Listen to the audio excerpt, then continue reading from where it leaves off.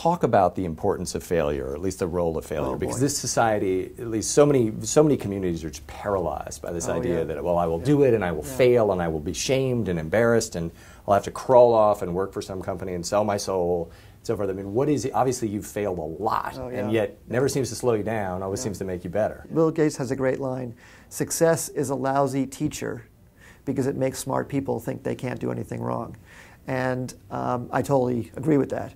The thing about failure is, if you learn from it, then it's valuable. If you deny it, then it's useless.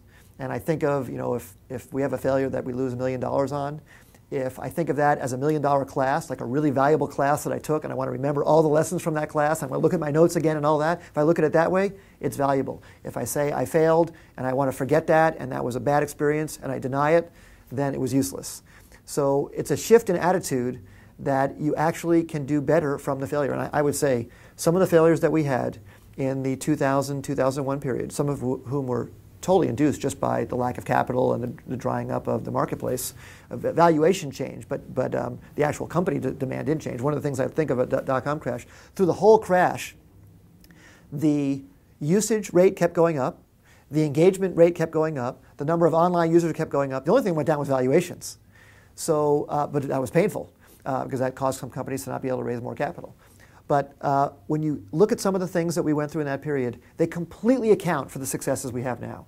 If we didn't have those lessons, we wouldn't be able to make eSolar work the way it does now. So we're really thankful for it. I mean, it's painful as it was.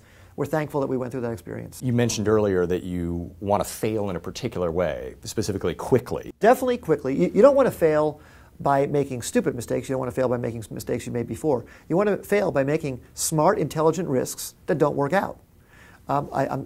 Give one example that we talked about earlier, about trying to come up with a way to track the sun with no moving parts. Well, we thought that would be a very viable thing to try, and we spent some money to do that. I don't know, maybe $100,000, investigating ways to try and track the sun with no moving parts. It failed. We couldn't make it work. We actually made it work, but only for 2 hours a day. That's very valuable.